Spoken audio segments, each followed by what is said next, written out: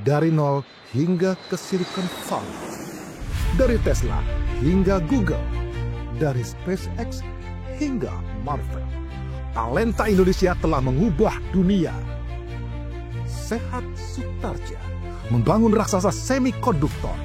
Morisa Cokro mengembangkan mobil self-driving Tesla. Vita Alamsyah membangun teknologi luar angkasa. Dan masih banyak lagi anak bangsa yang menghasilkan karya inovatif untuk dunia. Bayangkan, jika Anda terlahir dari keluarga biasa, tumbuh di lingkungan yang sederhana, namun Anda mempunyai mimpi-mimpi besar. Dan mimpi itu terasa mustahil. Itulah yang mereka alami. Apa yang membedakan kita dari orang-orang ini? Bagaimana mereka bisa menembus batas, jatuh dan bangkit, hingga akhirnya mereka mampu mengubah dunia. Apa rahasia di balik suksesan mereka? Saksikan terus perjalanan penuh inspirasi ini, karena mungkin kisah mereka bisa menjadi awal dari kesuksesan Anda. Bayangkan, seorang pemuda Jakarta dengan mimpi besar ingin menguasai dunia teknologi. Dengan tekad baja, ia merantau ke Amerika untuk menempuh pendidikan di UC Berkeley dan menembus kerasnya industri semikonduktor. Tahun 1995, Sehat Sutarja bersama istrinya Weili Dai dan saudaranya Panta Sutarja, ia mendirikan Marvel Technology Group. Hanya bermodalkan kecil, namun ambisinya besar. Dari kantor kecil di Silicon Valley, mereka menghadapi keterbatasan dana, persaingan sengit, dan tantangan teknis saat terus maju. Inovasi chip revolusionernya membawa Marvel ke puncak industri global. Kini, dengan lebih dari 440 paten, Sehat telah menjadi ikon teknologi dunia.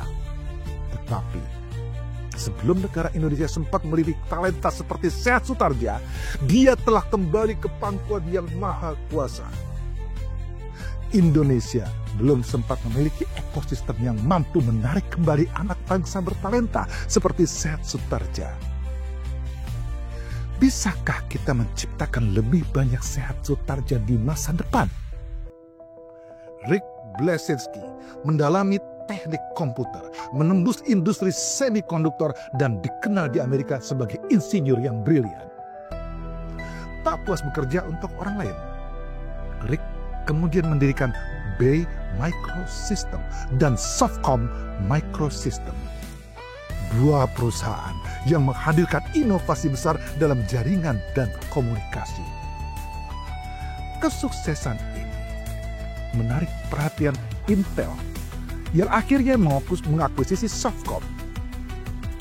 Kini Rick memimpin Splend, platform berbasis AI dan komputansi tingkat tinggi yang menjanjikan revolusi di berbagai industri.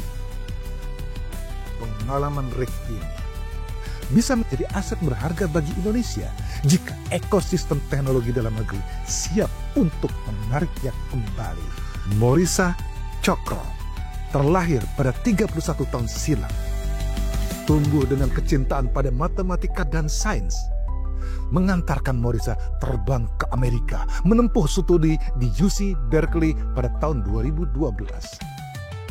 Setelah Morisa meraih gelar di bidang matematika serta teknik sipil, dia kemudian mendalami data science dan AI di Columbia University.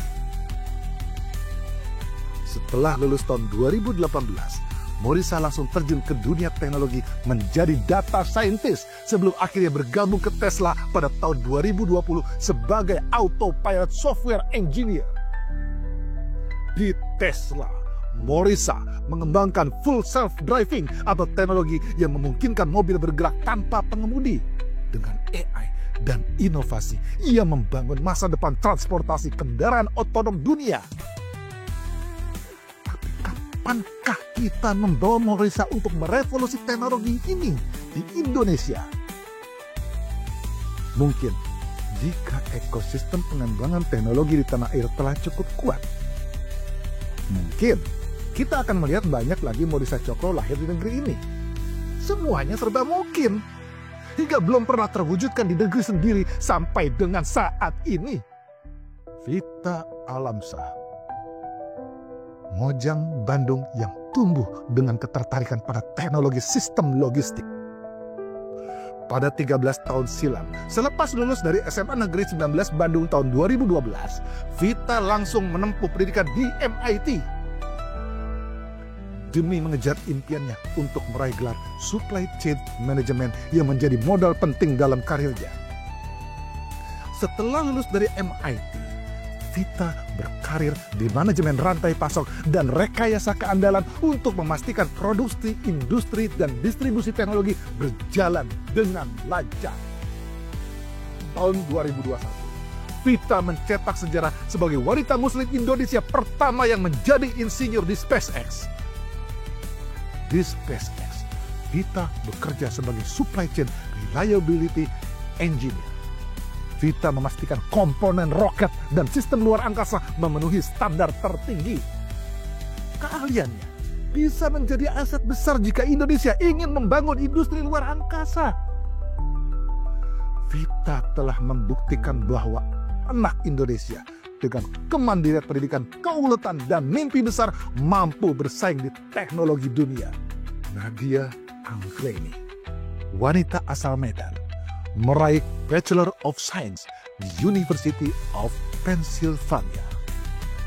Sebelumnya, Nadia sempat berkarir di Jakarta dan Bali. Kemudian dia memutuskan untuk melanjutkan studi ke Stanford University agar dapat meraih gelar Master of International Policy Studies. Setelah lulus, Nadia kemudian bergabung dengan Uber sebagai Business Intelligence and Operation Leads selama 3 tahun. Dan pada Juli 2020, Nadia bergabung dengan Google sebagai Business Planning Manager dan kini dia telah menjabat sebagai Executive Head Business Planning and Workforce Management di Google Cloud. Amanda Surya, asal Jakarta, memulai karir di Google pada tahun 2006 sebagai API Engineer. Selama 11 tahun, Amanda menduduki posisi strategis, termasuk manajer developer relation untuk YouTube dan Google Wallet. Pada tahun 2014 hingga 2018, Amanda bergabung dengan Nest sebagai Head of Engineering Program Management yang berfokus pada Internet of Things. Sejak Januari 2018, Amanda kembali lagi ke Google sebagai Lead Technical Program Manager untuk Google Assistant.